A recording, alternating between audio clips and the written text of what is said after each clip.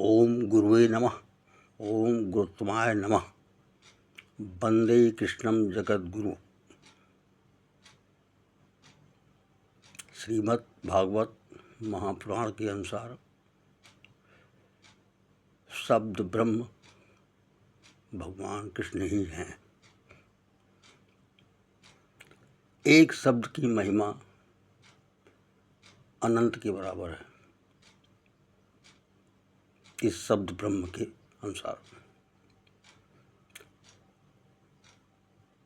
पूज्यपाद गोस्वामी जी श्री रामचरितमानस में बालकांड के 26वें दोहे में एक चौपाई की रचना की है। न ही कलि करम न भगत विवेकु, राम नाम अवलंबन एकु। काल नेम कलि कपट निधानु, नाम सुमत समरथ हनुमानु। इसका भावार्थ ये है कि कलयुग में न कर्म है, न ज्ञान है, न भक्ति है। भगवान नाम ही एकमात्र उपाय है जो समर्थ हनुमान जी राम नाम के नाम से जाने जाते हैं।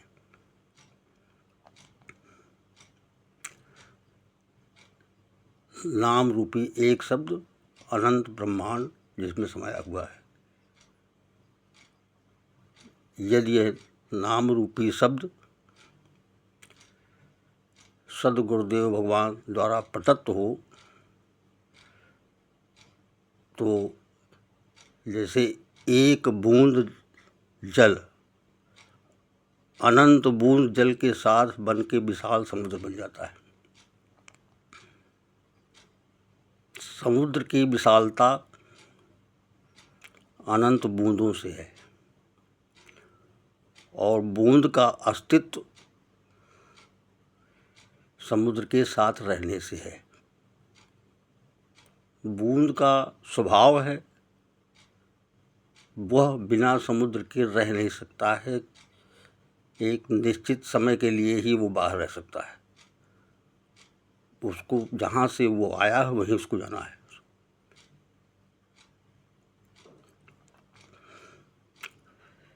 जैसे समुद्र की एक बूंद निकाल के उसको बाहर कर दिया जाए तो क्षणिक रूप से देखने में लगता है कि ये समुद्र से बाहर है, लेकिन सृष्टिकर्ता सबका मालिक एक, उसकी रचना के अनुसार ऐसी व्यवस्था है कि बूंद जल से उत्पत्त पृथ्वी में ही जाएगी या भाप बन के अनंत में जाएगा तो बादल बल के नीचे आएगा, नदियों के माध्यम से पुनः सागर में जाएगा। वैसे ही सद्गुरुदेव भगवान द्वारा प्रदत्त नाम रूपी एक शब्द किसी भी धर्म, किसी भी परंपरा के सद्गुरु द्वारा प्रदत्त किया गया नाम रूपी शब्द वो बूंद की अस्तित्व को विशाल समुद्र से जोड़ देगा।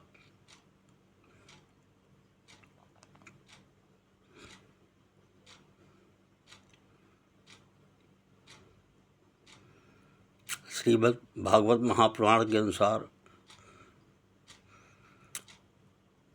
उस पुराण के महात्म में द्वितीय खंड के महात्म में श्री राधा भगवान कृष्ण की आत्मा है। भगवान शिव महापुराण में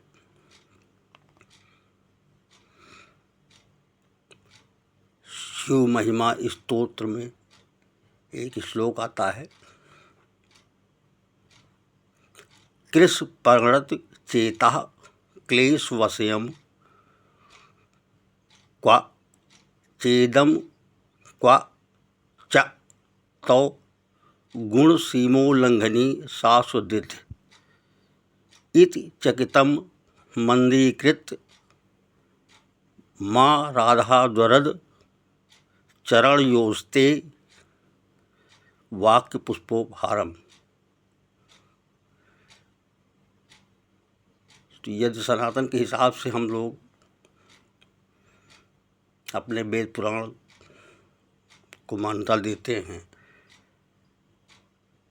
तो राधा शब्द का भ्रम मिटा दिया जाए, जो शिव महापुराण में भी है, श्रीमद् भागवत पुराण द्वितीय खंड में भागवत महात्म्य में भी है।